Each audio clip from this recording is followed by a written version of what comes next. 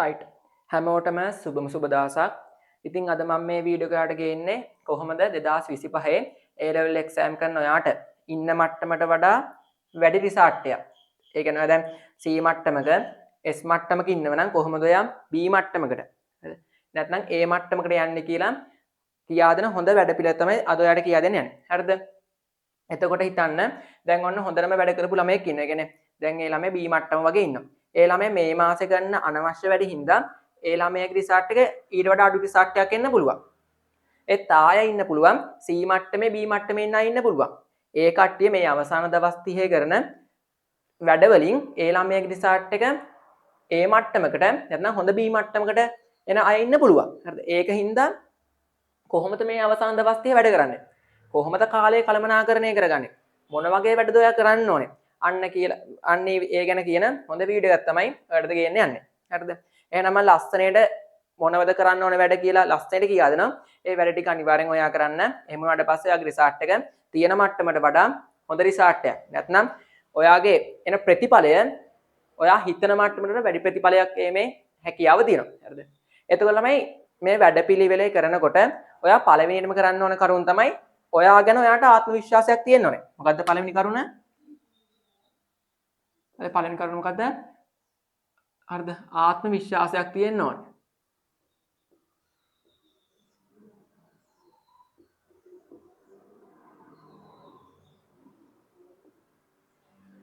ආත්ම විශ්වාසයක් පැවතීම. හරිද? ආත්ම විශ්වාසය තියෙනවා. ඒ කියන්නේ තමන් ගැන තමන්ට විශ්වාසයක් තියෙනවා. ඒ විශ්වාසය නැත්නම් කවදාවත් ඔයාට හරියට මේ දවස් 30 කළමනාකරණය කරගන්න බැරි වෙනවා. හරිද? මම උදාහරණයක් කියන්නම්කෝ. දැන් ඔයාට තා තියරි පාඩම් කරන්න තියෙනවා නම් ඔයාට හිතෙන්න පුළුවන් මට මේ තියරි ටික කවර් කරගන්න පුළුවන් වේවිද? ඊට පස්සේ මේ පේපර් ටික, يعني පාස් පේපර් ටික, මොඩල් පේපර් ටික, ඊපස්සේ පළාත් පේපර් ටික, මේ පේපර් ඔක්කොම ටික හරියට විවරණය කළා. ඉවර ගන්න පුළුවන් වේවිද? මට A තුනක් ගන්න පුළුවන් වේද? එහෙනම් B තුනක් ගන්න පුළුවන් වේද? කියලා හිතනවා නම් ඇත්තටම ඔයා එතනම ෆේල්. මොකද ඔයාගේ විශ්වාසය පහත වැටේ තියෙන්නේ. ඒ විශ්වාසය පහත වැටිලා කියන්නේ ඔයාට ඇත්තටම අනිවාර්යෙන් ඔයාට ඒ වැඩ කරන කාලය අඩු වෙනවා. මොකද ඔයා හිතන්නේම අර වැඩ කරන්න පුළුවන් වේවිද කියන ක්‍රියාවන් ටික ගැන විතරයිනේ. يعني මට කොහොම හරි මේ තියරි ටික පාඩම් කරලා ඉවර කරන්න පුළුවන් වේද කියලා දවසක් ගත්තට පස්සේ අනිවාර්යෙන් විනාඩි 30ක් 35ක් විතර ඒ ගැන ඔයා හිතනවා. එහෙම හිතනකොට මොකක්ද වෙන්නේ? හිතනකොට ඒ හිතන කාලයත් ළමයි අපරාධනේ. ඒ කාලෙන් ඔයාට වැඩක් කරගන්න බැරි වෙනවා. අන්න ඒක හින්දා අනිවාර්යෙන්ම ඔයාගෙන විශ්වාසයක් තියෙන්න ඕනේ. මොකද ඔයාට කොච්චර කරන්නක් තියෙන්නේ දවස් 30යි. ඒ දවස් 30 ගියාට පස්සේ ඔයාට වැඩක් කරන්න ඇත්තටම කාලයක් නැහැනේ. ඒකින්ද මම මේ තියෙන දවස් 30 නැත්නම් මේ අවසාන මාසේ කොහොම හරි මේ වැඩ ටික ඉවර කරනවා කියලා හිතාගෙන වැඩ කරන්න. හරිද? එතකොට ඇත්තට හොඳ රිසල්ට් එකක් ආවත් එකයි නාවත් එකයි. ඒකින්ද අවසාන දවස් 30 මම කොහොම හරි මේ ගේම ගහනවා කියලා හිතාගෙන වැඩ කරන්න. හරිද? ඒකට ඔයාට අනිවාර්යයෙන් මොකක්ද තියෙනවා? ආත්ම විශ්වාසයක් නැත්නම් තමන් ගැන විශ්වාසයක් තියෙනවා. මේ විශ්වාසය නැත්නම් මේක කරන්න බෑ. මොකද්ද ඒතර පළවෙනි කරුණ? තමන්ට තමන් ගැන විශ්වාසයක් තියෙනවනේ. කොහොම මට තියෙන තා දවස් 30යි. ඒ දවස් 30 මම උපරිම ඒ කාලෙන් ප්‍රයෝජනයක් ගන්නවා. දැන් ගෙවිච්ච කාලය ගැන හිතලා වැඩක් නැහැ. මොකද ඒ කාලය ආයෙම තාපස්සට ගන්න බැරි හින්දා තියෙන කාලෙන් උපරිම ප්‍රයෝජනය ගන්න ඕනේ. ඔය තමයි පළවෙනි කරුණ. right. දෙවෙනි කරුණ තමයි අරමුණක් ඇතිව කියා කරන්න. හරිද? يعني ටාගට් කරලා වැඩ කරන්න ඕනේ.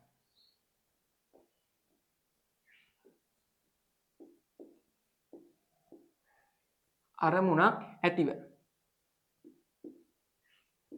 يعني ටාගට් කරලා වැඩ කරන්න ඕනේ.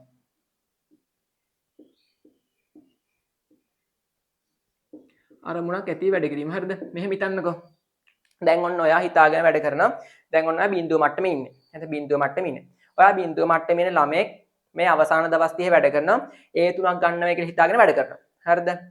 දැන් බිඳුව මට්ටමේ ඉන්න එක්කෙනා A3ක් ගන්න කියලා වැඩ කරනවා. එතකොට A3ක් ගන්න කියලා වැඩ කරන් අනිවාර්යයෙන්ම මේ ළමයා මහන්සි වෙන්න එපා. ඒ කියන්නේ නිදි මරාගෙන කට්ට ගාගෙන පාඩම් කරන්න ඕනේ. එහෙනම් පාඩම් කරනකොට ඔයාට ඇත්තටම A3ක් එන්නේ නැති වෙන්න පුළුවන්.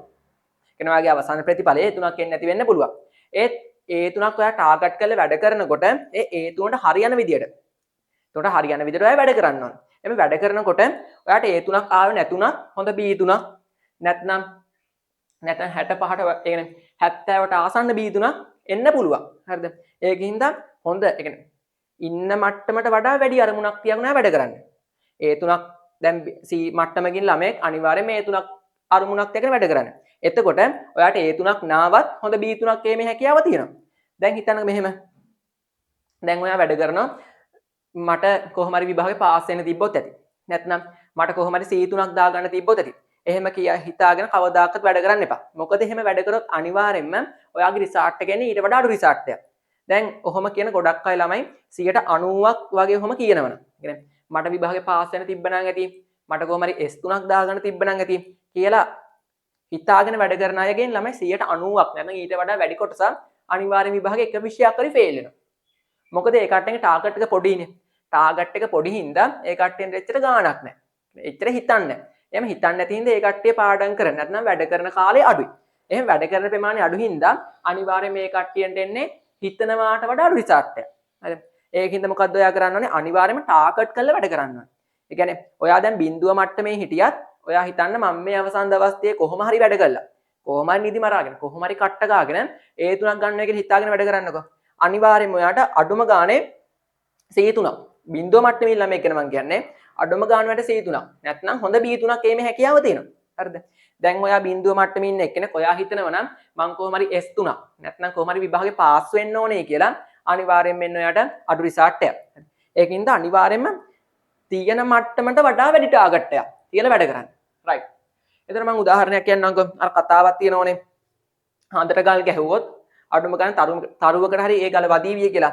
ඒ කියන්නේ ඔයා හඳ ටාගට් කරලා ගල ගැහුවොත් තරුවකට හරි ඒ ගල වදිනවා. අපේ ටාගට් එක එහෙනම් තියෙන්න ඕනේ අපි ගහන එකට වඩා කියන්නේ අපි ගන්න ප්‍රතිඵලයට වඩා වැඩි ප්‍රතිඵලයක. එතකොට තමයි අපි අපේක්ෂා කරන ප්‍රතිඵලය අපිට එන්නේ. හරිද? ඉතින් අනිවාර්යයෙන්ම මේ දවස් 30 නැත්නම් අවසාන මාසේ ටාගට් කරලා වැඩ කරන්න ඕනේ. හරිද? ඔයා දැන් බිඳුව මට්ටමේ ඉන්න ළමයෙක් ඒ තුනකට වැඩ කරනකොට අනිවාර්යෙන් නිකන් ඉඳලා බෑනේ. නිකන් හිත ඉඳලා බෑ. අනිවාර්යෙන් මේ මට්ටමට වැඩ කරන්න ඕනේ. වැඩ කරොත් ඔයාට අනිවාර්යෙන්ම ඒ ප්‍රතිඵලෙන් නැති වේවි. ඒ හොඳ අවසාන ප්‍රතිඵලය හොඳ ප්‍රතිඵලයක් වේවි. ඒ කියන්නේ S3ට වඩා වැඩි ප්‍රතිඵලයක් ඔයාට අනිවාර්යෙන් එනවා. හරිද? ඉතින් අනිවාර්යෙන්ම ටාගට් කරලා වැඩ කරන්න ඕනේ. රයිට්. තුන්වෙනි කරුණ තමයි කරුණ 3 පේපර් කරන්න ඕනේ.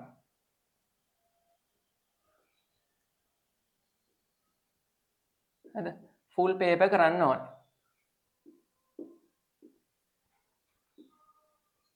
ෆුල් පේපර් කිරීම. හරිද? ඔයා කොච්චර තියරි පාඩම් කරත් වැඩක් නැහැ. මම අනිවාර්යෙන් කියනවා දැන් හිතන්න ඔයා 12 වසරේ ඔක්කොම තියරි ටික 13 තියරි ඔක්කොමත් පාඩම් කරලා දෙන. ඒ කියන්නේ 100ට 100ක් තියරි කවර් කරලා තියෙනවා. ඒත් ඔයා එක පේපරයක් වක්වත් කරන්නේ නැතුව ඔයාගේ පළවෙනි පේපරේ ඔයාගේ එක්සෑම් පේපරේ විදියට ලිව්වොත් ඔයාට මොකක්ද වෙන්නේ? ඔයාට හරියට කාලය කළමනාකරණය කරගන්න බැරි වෙනවා. හරිද? ඊට පස්සේ ඔයා පේපරේට බය වෙනවා. ප්‍රශ්න දැක්කම බය වෙනවා. ඒ කියන්නේ ප්‍රෙෂර් එකක් ඇති වෙනවා. හරිද? පීඩනයක් ඇති වෙනවා. ඊට පස්සේ ඔයා ප්‍රශ්නයකට කොහොමද හරියට උත්තර ලියන්නේ කියලා දන්නේ නැහැ. ප්‍රශ්නේ රටාව දන්නේ නැහැ. ප්‍රශ්න හැදෙන්නේ මොන විදියටද කියලා දන්නේ නැහැ. හරිද? ඒකින්ද ඒ ගැන ඔයාලට අවබෝධයක් නැහැනේ. එහෙම අවබෝධයක් නැතුණාට පස්සේ ඔයා කෙලින්ම පේපරේ ලියන්නට කලින්ම මානසිකව වැටලා ඉන්නේ. ඒකින්ද ඔයාගේ කොච්චර තියරි පාඩම් කරත් ඒ තියරි ටික හරියට ඔයාගේ 100ට 100ක් ඒ පේපරේට අන්තර්ගත කරන්න බැරි වෙනවා. අන්න ඒ කරුණ ටික වළක්වා ගන්න ඔයා මොකක්ද කරන්නේ? අනිවාර්යයෙන්ම ෆුල් පේපර් කරන්න ඕනේ. අඩුම තරමේ ෆුල් පේපර් 10කට වඩා කරලා තියෙන්න ඕනේ. එහෙනම් ෆුල් පේපර් 10ක් වගේ කරලා තියෙනම් ඒ ළමයට කොහොමද ප්‍රශ්න එන්නේ? ඊට පස්සේ කොහොමද ප්‍රශ්නකට උත්තර ලියන්නේ? ඊට පස්සේ ප්‍රශ්න හැදෙන්නේ මොන තැන් වලින්ද කියලා හොඳ අවබෝධයක් ගන්න පුළුවන්. ඒකින්ද අනිවාර්යයෙන්ම ෆුල් පේපර් කරන්න ඕනේ. අනිත් කරුණ තමයි මේ ෆුල් පේපර් කරනකොට ඔයාට හිතෙන්න පුළුවන් දැන් ඔන්න ඔයා දැන් ඔන්න තාති 13 තියරි පාඩම් දෙක තුනක් තියෙනවා. හරිද? ඔයාට හිතෙන්න පුළුවන් මේ මට හිතෙච්ච දේවල් කියන්නේ. ඔයාට හිතෙන්න පුළුවන් මම මේ තියරි පාඩම් දෙකත් ඉවර කළම පේපර් කරන්න යනවා.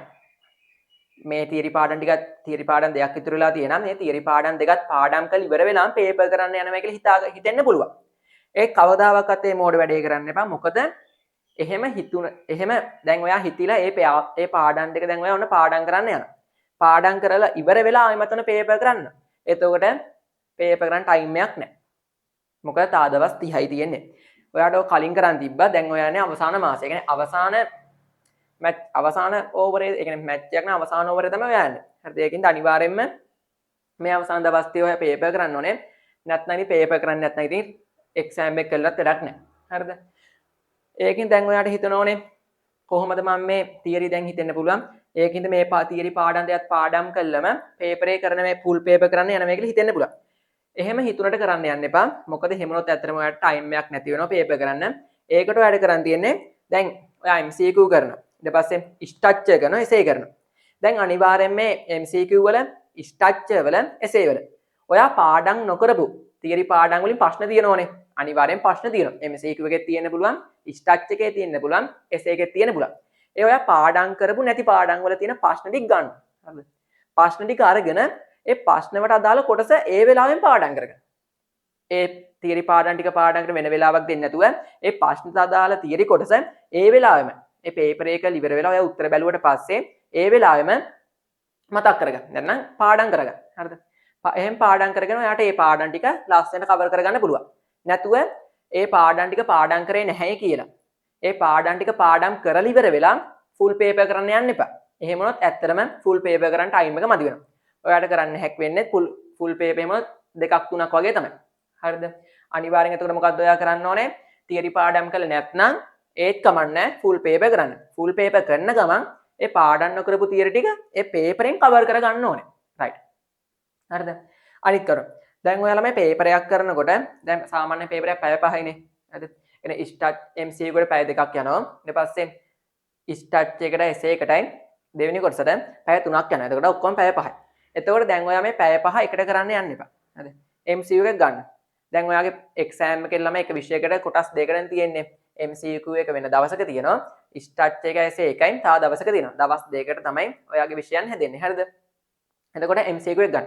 MCQ එක අරගෙන පැය දෙකක් ඔයා MCQ එක කරන්න ඕනේ. MCQ එක ඔයා පැය දෙකක් අරගෙන කරන්න ඕනේ. කරලා මොකද්ද කරන්න ඊට පස්සේ MCQ එක කරලා ඒකේ හරි වැරදි බලන්න ඕනේ. අනිවාර්යයෙන්ම හරි වැරදි බලන්න ඕනේ. හරි වැරදි බලන්නේ නැතුව ඊළඟ MCQ එක කරන්න යන්න එපා.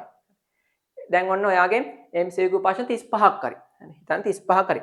එතකොට දැන් ඔයා හිතනවා නම් මගේ දැන් මේ හරි ප්‍රශ්න ටික මම බලන්න ඕනේ නැහැ. ආයෙම ඒ කියන්නේ ඒ ප්‍රශ්න තියරි කොටස බලන්න ඕනේ නැහැ. මම වැරදි ප්‍රශ්න ටික විතරක් බැලුවට ඇතිය කියලා ඔයාට හිතෙනවා නම් ඒක වැරදි. ඔයාගේ හරි ගිය ප්‍රශ්නත් බලන්න ඕනේ. වැරදිච්ච ප්‍රශ්නත් ඒ අදාළ තියරි කොටස් අනිවාර්යෙන් බලන්න ඕනේ. ඒ බලලා හොඳ විවරණයක් ලියන්න ඕනේ. ඒ ප්‍රශ්නෙට අදාළ විවරණයක් ලියන්න. මම උදාහරණයක් කිව්වොත් ඕන් දැන් ඔයාට අහලා තියෙනවා ප්‍රශ්නයක් ස්වයංක්‍රීය කාලගුණ මධ්‍යස්ථානයකට අත්‍යවශ්‍ය උපකරණයක් නොවනුයේ කියලා ඔන්න MCQ ප්‍රශ්නයක් අහලා. එතකොට දැන් ඔයාට MCQ කොටස මතක නැහැ. ඒ කියන්නේ MCQ ප්‍රශ්නෙට හරි උත්තරේ නැත්නම් ඒ ස්වයංක්‍රීය කාලගුණ මධ්‍යස්ථානට අදාළ කොටස තියරි කොටස ඔයාලට මතක නැහැ. පාඩම් කරලා තියෙන්නේ ඒත් මතක නැහැ. ඔයා මොකද කරන්නේ? එතකොට ඔයා පේපර් එක ඉවර වෙලා ඒ ප්‍රශ්නෙට දැන් ඔයා උත්තරයක් ගහන්න ඕනේ. දැන් ඒත් ඇත්තටම ඔයා කනා උත්තරයක් ගහන්නේ. තියරි කොටස මතක නැහැ. දැන් ඒත් ඔයා ඒ ගහපු උත්තරේ හරියනවා. හරියනවා.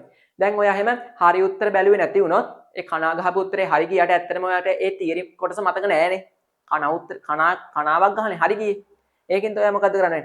හරි ගිය ප්‍රශ්නයි වැරදිච්ච ප්‍රශ්නයි. ඒ ප්‍රශ්න ඒ කියන්නේ MCQ 50ටම අදාළ තියරි කොටස් ඔයා අනිවාර්යෙන් බලන්න ඕනේ. එහෙන් බලන ගමන් ඔයාට අමතක වෙච්ච ඒවාමත් මතක් කරගන්නත් පුළුවන්. තියරි කවර් වෙච්ච නොවෙච්ච පාඩම් වල තියෙන තියරි කොටස අර පාඩම් කරගන්නත් පුළුවන්. හරිද? දැන් ඔන්න ඔයාට ස්වයංක්‍රීය කාලගුණ මධ්‍යස්ථානයට අදාළ කොටස මතක නැහැ. ඔයා කන උත්තරයක් ගැහුවා ඒක හරි ගියා. එතකොට ඔයා මොකද කරන්න ඕනේ? ඔයා දැන් ඔන්න විවරණ කරන් එනකොට ඒ ස්වයංක්‍රීය කාලගුණ මධ්‍යස්ථානයට අදාළ කොටස කියව ගන්න ඕනේ. හරිද? يعني තියරි කොටසේ තියෙන ස්වයංක්‍රීය කාලගුණ මධ්‍යස්ථානයට දීපු නෝට් එක ඔයා කියව ගන්න ඕනේ. එහෙම කියව ගත්තට පස්සේ ආයෙමත් ඔයාට ඒක පාඩම් කරන්න යන්න ඕනේ. ආයෙමත් ඊළඟ පේපරේදී මේ ප්‍රශ්නයක් හම්බුනාට පස්සේ ඔයාට ෂුවර් උත්තරේ ගහන්න පුළුවන්. හරිද? මොකද මං කරපු වැඩ පිළ තමයි ඕක. ඒ කියන්නේ පේපර් අනිවාර්යෙන් විවරණ කරන්න ඕනේ. හරි ගිය ප්‍රශ්නත් විවරණ කරන්න ඕනේ. වැරදිච්ච ප්‍රශ්නත් විවරණ කරන්න ඕනේ. දැන්ලා මෙහෙමනේ. අපිට විවරණ කරන්න ඕනේ. එක පේපර් එකේ තියෙන MCQ ප්‍රශ්නෙම ඒ විදිහටම අනිත් පේපරෙත් එනවා නම් අපිට කටපාඩම් කරලා ඒ MCQ ප්‍රශ්නෙට උත්තරේ ගහන්න පුළුවන්. ඒත් එහෙම නෑනේ.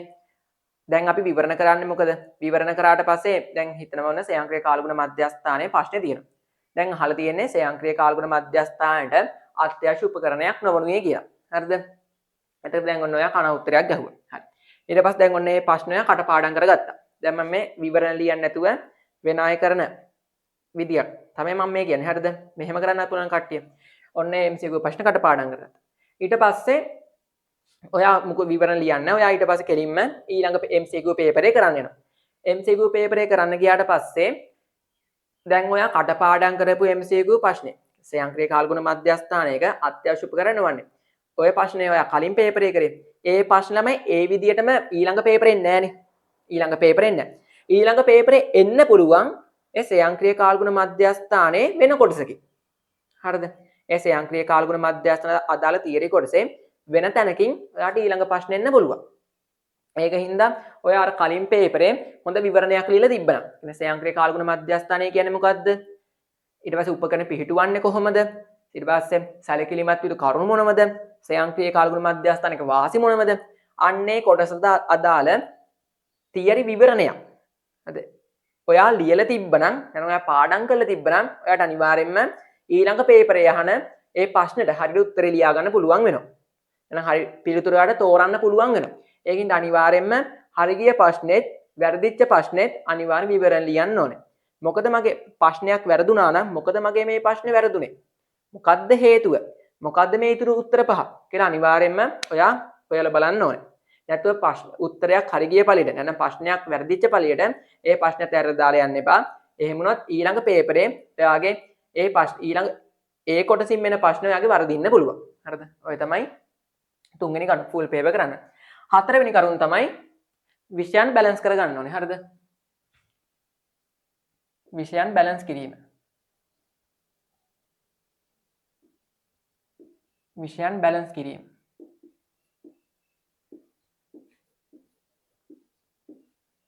අද විෂයන් බැලන්ස් කිරීම. බලන්න මෙහෙම. ඔන්න හිතන්න ටෙක් කරන ළමයට ළමයි විෂයන් තුනයි BST එක ළමයෙක් කරනවා BST කරන ළමයි BST කරනවා ඊට පස්සේ SFT කරනවා SFT අනිත් එක්කෙනා ඇග්‍රි කරනවා. හරිද? ඇග්‍රි. ඔන්න ওই විෂයන් තුන තමයි ඔන්න ඒ ළමයේ කරන්නේ. හරි ඔන්න ওই විෂයන් තුන තමයි එක ළමයෙක් කරන්නේ. හරිද? ඒ ළමයි BST වල තියෙන ලකුණු 80ක්. ලකුණු 80ක් තියෙනවා. ඊට පස්සේ SFT වල තියෙනවා ලකුණු 50ක්. ඇග්‍රි වල තියෙනවා ලකුණු 82ක්. සාමාන්‍ය මේ BST ලකුණයි ඇග්‍රි ලකුණයි සමානව යන්නේ. හරිද? කියන්නේ ඇග්‍රි වලයි BST වල තියෙන විෂය කරුණු සමාන හින්දා ඒ කියන්නේ එක ළඟ ලකුණක් තමයි යන්නේ. හරිද? එතකොට දැන් මේ ඒ BST වලත් ඒකක් එනවා ඇග්‍රි වලටත් ඒකක් එනවා. ඒ SFT වලට අවසන් දවස් 30 ඒ ළමයි වැඩ කරන විදිහට වැඩ කරොත් අනිවාර්යෙන් 100 එකක් එහෙම දාගන්න පුළුවන්. තාම ඉන්නේ 150. ඒ කියන්නේ 100 ලකුණු 50යි තියෙන්නේ. හරිද? දැන් මොකද මේ ළමයි කරන්නේ? දැන් ඔන්න මේ SFT වල ලකුණු අඩු හින්දා මේ SFT වල මේ වැඩ කරන කාලය වැඩි කරනවා. වැඩ කරන ටයිම් එක වැඩි කරනවා. දැන් හිතන්න මේ ළමයි දවසට පැය 15ක් වැඩ කරනවා. හරිද? දවසට පැය 15ක් වැඩ කරනවා. එතකොට BST වල පැය 5ක් වැඩ කරනවා. පැය 5ක් BST වලට වැඩ කරනවා. දවසට කොච්චර වැඩ කරනවද? පැය 15ක් වැඩ කරනවා.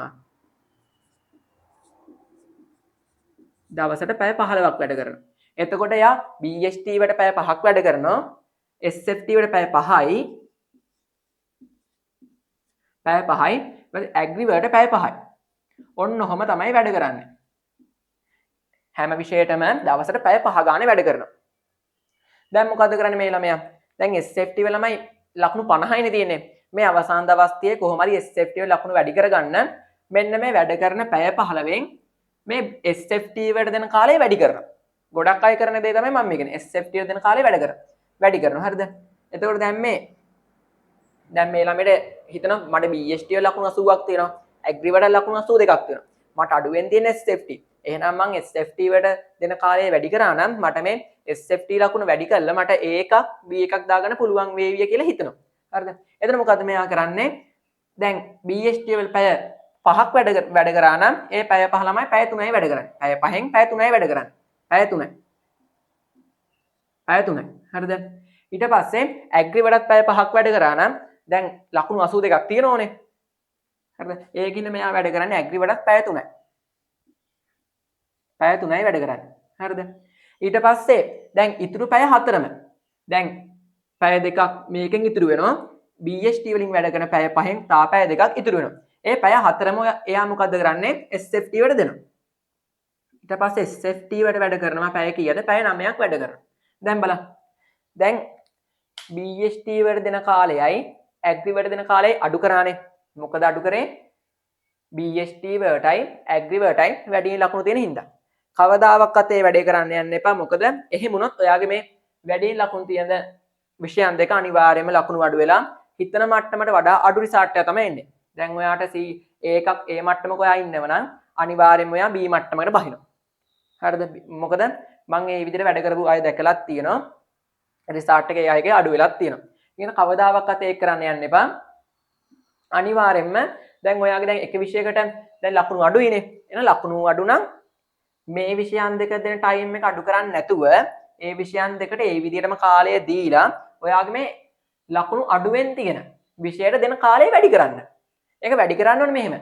දැන් ළමයි ඔයා BST වලට පැය 5ක් දුන්නා. හරිද? ඊට පස්සේ SFT වලට පැය 5ක් දුන්නා. ඇග්‍රි වලට පැය 5ක් දුන්නා. සමාන විෂයන් තුන බැලන්ස් කරානේ. එතකොට ඔයාගේ BST ලකුණු වැඩි වුණා, ඇග්‍රි ලකුණුත් වැඩියෙන් තිබ්බා. දැන් ඔයා BST වලට පැය 3යි වැඩ කරන්නේ. මොකද මට දැන් හිතට හිතෙනවා මට දැන් BST පුළුවන්. ඒකේද ලකුණු 80ක්ම තියෙනවා. මට කොහොමද ඒකක් එනවා කියලා. ඊට පස්සේ ඇග්‍රි වලටත් එහෙමයි. දැන් ඔයා ගිහින් පැය 3යි වැඩ කරන්නේ. දැන් ඔයා කාලය අඩු කරපු ගමන් මොකක්ද වෙන්නේ? BST වල වැඩ කරන ටයිම් එක අඩු වෙනවා.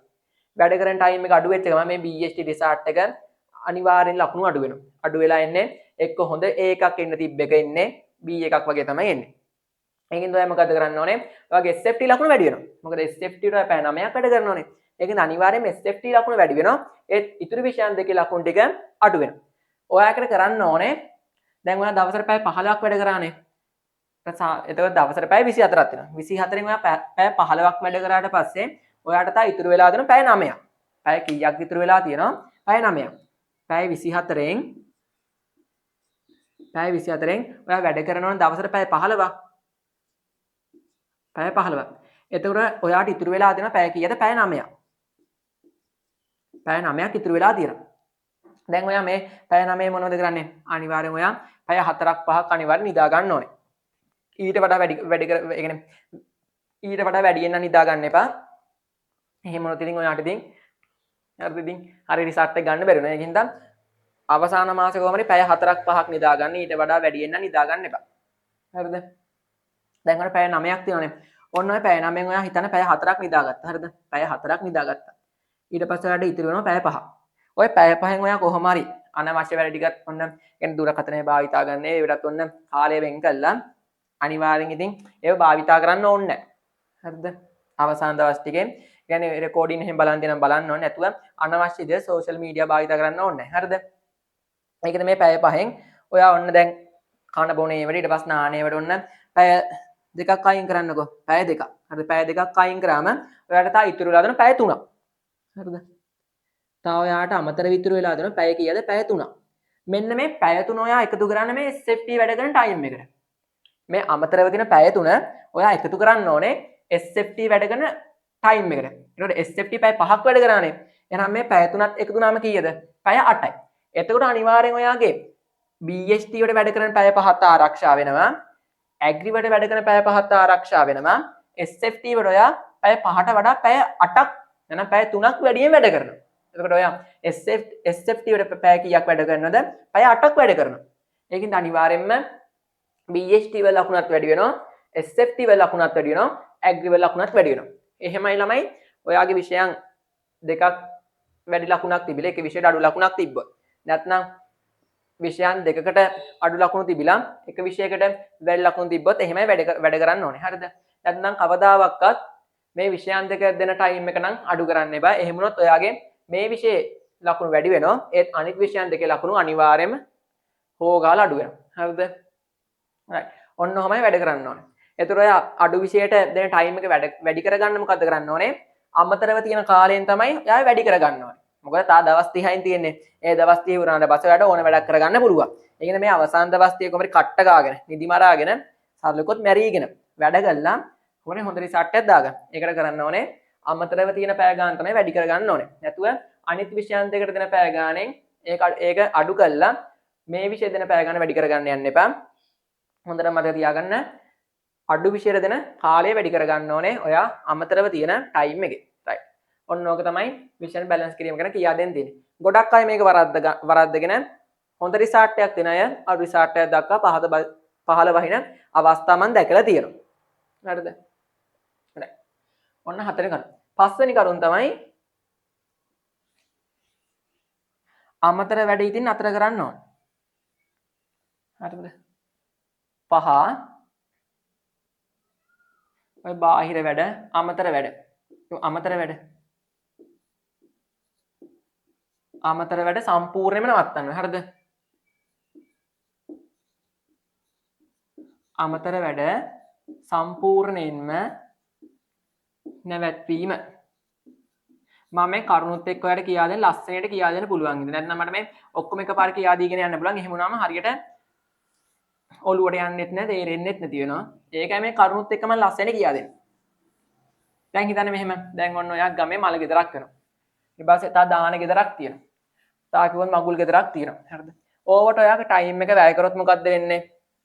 ඔයාට වැඩ කරන් තියෙන පැය ගාන නැති වෙන්නේ. අනිවාර්යෙන්ම ඔයා මල ගෙදර ගියොත් ෂණික වෙන්නේ නැහනේ. අනිවාර්යෙන් පැය 3ක් 4ක් ඉන්න වෙනෝනේ ඥාති මල ගෙදරක් එහෙම නොත්. ඒකින්ද ඔය මල ගෙවත්, දාන ගෙවත්, මගුල් ගෙවත් යන එක සම්පූර්ණයෙන් මේ අවසාන මාස නවත්තන්න ඕනේ. එහෙම නැවැත්තුවේ නැතුනොත් ඔයාගේ ළමයි වැඩ කරන ටයිම් එක අඩු වෙන්නේ.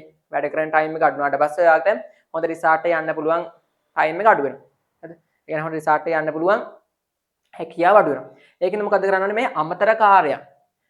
මල ගෙවල්, මගුල් ගෙවල්, දාන ගෙවල් ඊට පස්සේ ෆෝන් එක භාවිතා කරන කාලය ඒව හැකිතාක් අඩු කරලා ඒ කාලයත් ඔයා මොකද්ද කරන්න ඕනේ? වැඩ කරන්නම යොදවන්න ඕනේ. එහෙම කරාට පස්සේ අනිවාර්යෙන් ඔයාට හොඳ ප්‍රතිඵලයක් ලැබෙන chance එක වැඩි. හරිද? මොකද දැන් ඔයා මේ රේස් එකේ ඉන්නේ. හරිද? දැන් හිතන්න මැරතන් එකේ ඉන්නේ. මැරතන් එකේ ළමයි එක තප්පරයක් පහු වෙච්ච ගමන් ඔයා පළවෙනියට හිටියත් පිටිපස්සෙන් එන කට්ටිය ඔයා පාස් කරන් යන්න පුළුවන්. හරිද?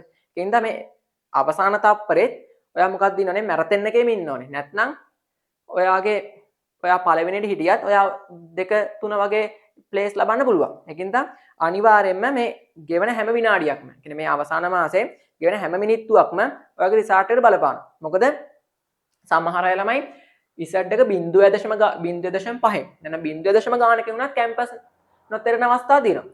ඒකින්ද මේ ගෙවන හැම විනාඩියක්ම අහක දාන්න එපා.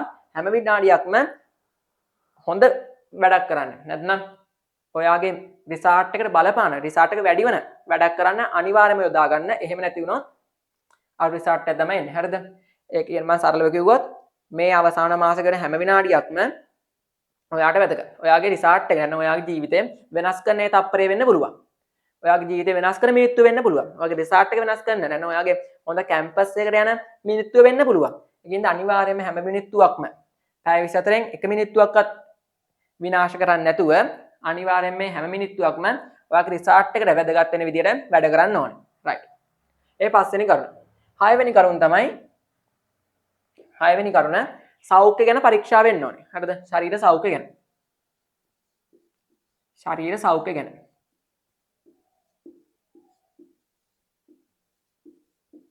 ශරීර සෞඛ්‍ය ගැන පරීක්ෂා වෙන්න ඕනේ. මොකද දැන් මේ දවස්වල වහිනවා. එහෙම ඔයා වැස්සට තෙමුණොත් මොකක්ද වෙන්නේ? ඔයාට මුණ හැදෙන්න පුළුවන්. ඊට පස්සේ හෙම්බිරිසාව හැදෙන්න පුළුවන්. ඒකින්ද ඔයාට එහෙම ලෙඩක් හැදුනොත් අනිවාර්යයෙන්ම සතියක් දෙකක් ඉතින් නිකන් නාස්ති වෙනවා. ටයිම් එක නිකන් නාස්ති වෙනවා. එහෙම වුණාට පස්සේ ඔයාලට වැඩ කරන් තියෙන ටයිම් එකත් අඩු වෙනවා. ඊට පස්සේ ඔයා මානසික වැටෙනවා. හරිද? ලෙඩෙත් එක්ක මානසික වැටෙනවා. හරියට පස්සේ ඔයාට එක්සෑම් එකට මුහුණ දෙන්න බෑ. ඒකින්ද අනිවාර්යයෙන් මේ දවස් ටිකේ ඔය වැස්සෙන් ඊට පස්සේ ආරක්ෂා වෙන්න ඕනේ. අනිත් තමයි වාහනවල යනවා නම් අනිවාර්යයෙන් මේකෙනුත් ආරක්ෂා වෙන්න. අනිත් කරුණ තමයි හොඳ කෑම වේලක් ගන්න ඕනේ. හරිද? මොකද ඔයා දැන් පැය 16ක් 17ක් විතර වැඩ කරන හින්දා අනිවාර්යයෙන්ම හොඳ ශක්තියක් ඕනේ. ඒ ශක්තිය නැති වුණොත් වැඩ කරන්නත් බැරි වෙනවා. නිදිමත හැදෙන ප්‍රමාණයත් වැඩි වෙනවා. ඒකින්ද හොඳට කෑම අරගෙන ඊට පස්සේ ඔය වැස්සට එහෙම තෙමෙන්නේ නැතුව ගෙදරට වෙලා පුළුවන් තරම් තනියෙන් පාඩම් කරන්න. එතකොට ඔයාගේ රිසල්ට් එක වැඩි කරගන්න පුළුවන්. අනිත් තමයි කාලය කළමනාකරණය. අවසාන එක කාලය කළමනාකරණය.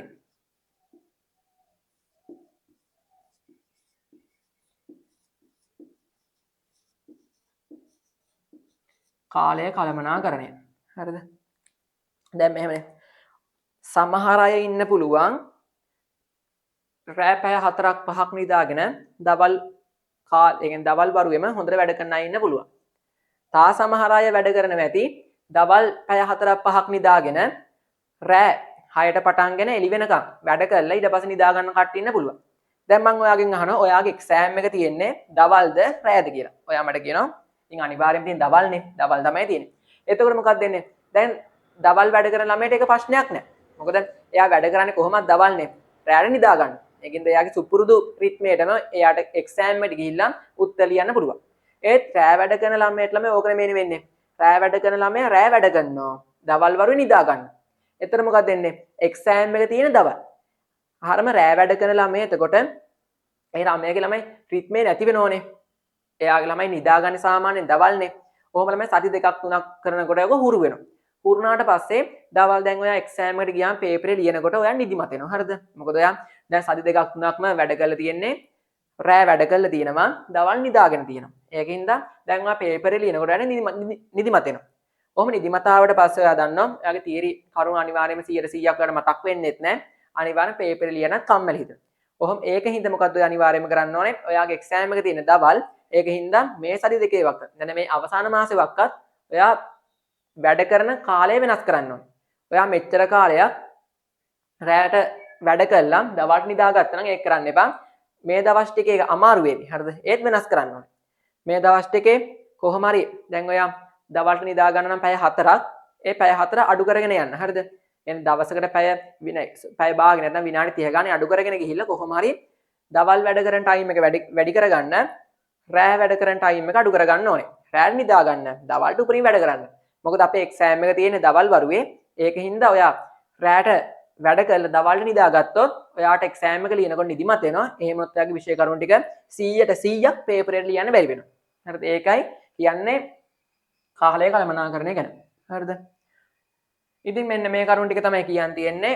ගොඩක් අය මට මැසේජ් දාලා ඇහුවා කොහොමද මේ අවසාන මාසේ වැඩ කරන්නේ?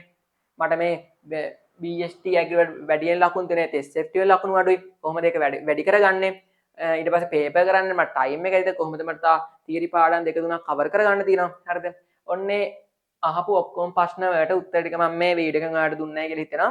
තාම මොකක් හරි ඔයාලට ප්‍රශ්නයක් තියෙනම් අනිවාර්යෙන් මැසේජ් එකක් දාන්න. හරිද? මේ විදිහට වැඩ කරන්න අනිවාර්යයෙන්ම ඔයාගේ රිසර්ච් එක ඉන්න මට්ටමට වඩා වැඩි රිසර්ච් එකක් ඔයාලට ගන්න පුළුවන්. හරිද? අනිවාර්යෙන් කියන්නේ හරි. ඒ කියන්නේ කැට තියලා කියන්නේ ෂුවර් කරලා කියන්නේ. හරිද? අනිවාර්යෙන් ඔයාලට තව ප්‍රශ්නයක් තිබ්බොත් මැසේජ් එකක් දාන්න. හරිද? මේ විදිහට වැඩ කරන්න අනිවාර්යෙන් ෆුල් පේපර් කරන්න ඕනේ. දැන් ඔයා තියරි පාඩම් කරලා හිටියත් එකයි නැතත් එකයි. හොඳට විවරණ ලියන්න. මෙහෙම ළමයි වැඩ කරාට පස්සේ අනිවාර්යෙන් ඔයාලට බලාපොරොත්තු වෙන රිසර්ච් එකට වඩා වැඩි රිසර්ච් එකක් ගන්න පුළුවන්. හරි. එහෙනම් මේ වගේ තව වීඩියෝ එකක් හම්බ වෙනකම් හැමෝටම සුබ දවසක්.